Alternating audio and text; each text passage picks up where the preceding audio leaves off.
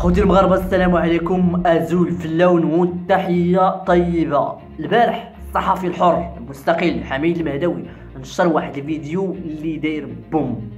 نشر واحد الفيديو اللي زلزل الصحافه المغربيه وزلزل الراي العام المغربي، وكل شيء كيهضر على هذا الفيديو هذا اليوم. تابع ديال الموانا في المحكمه. تابع شكون تابع؟ لا تابع هو في المحكمه. ما خصناش نهرسوا القرار ديالنا. نهرسوا القرار ديالنا. خصنا معاهم وقال لك هذاك الفيديو سيروا سجلوه وجيبوه لنا مكتوب ديال كيصبر 75,000 درهم.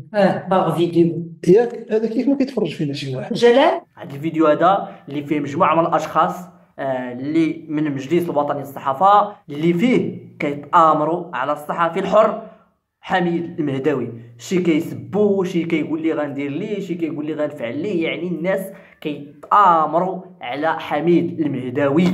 انا خوتي المغاربه بيني وبينكم راه ما بقيتش فاهم والو، ما بقيتش فاهم التوزه. زعما هادو راه المجلس الوطني للصحافه، يعني هادو زعما هما اللي غيدافعوا على الصحافه الحره، وهما اللي غيدافعوا على الصحافه المستقلين، وهما اللي غيهضروا ويناضلوا من اجل الحقوق ديال الصحافه. ولكن هما كيديروا العكس. هما كيديروا العكس، هما ضد الصحافه الحره، وهما ضد الصحفيين المستقلين. ما بقيتش فاهم والو اصاحبي، راهم اقسم بالله ما بقيتش فاهم والو. زعما هادو اللي كانوا غيناضلوا واللي كانوا غيدافعوا على الصحافه الحره، ولكن هما كيديروا العكس. يعني اخوتي المغاربه، فزعما هذا هو المجلس الوطني للصحافه، زعما هذا هو المجلس اللي غادي نعولو زعما يدافع على الصحافه ويدافع على الحقوق ديال الصحفيين ويدافع على الصحفيين المستقلين. ولكن هو راه كما كتشوفوا كيدير العكس. هو كيدير العكس، هو ضد الصحفيين الحرين، هو ضد الصحفيين المستقلين. اي واحد مستقل خصنا نحيدوه، خصنا نتآمروا عليه حتى نحيدوه. يا اما يكون حتى هو متطبل، يا اما ما يكونش.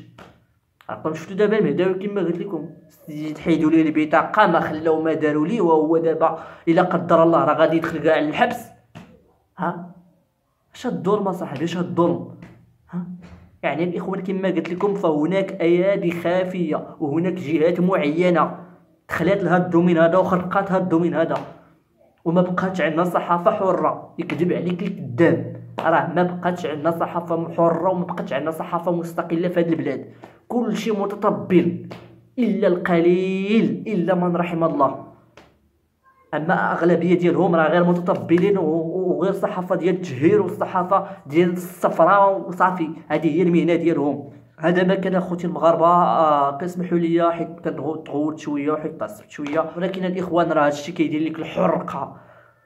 ملي كتشوف انه الدومين بحال هذا الصحافه، واش عرفتوا شنو هي الصحافه؟ راه الصحافه هي الصوت ديال الشعب، راه الصحافه هي اللي كتدافع على الشعب وهي اللي كتدافع على المعاناه ديال الشعب. ولكن للاسف الشديد حنا في هذا البلاد هذا ما عندنا لا صحافه لا توزه.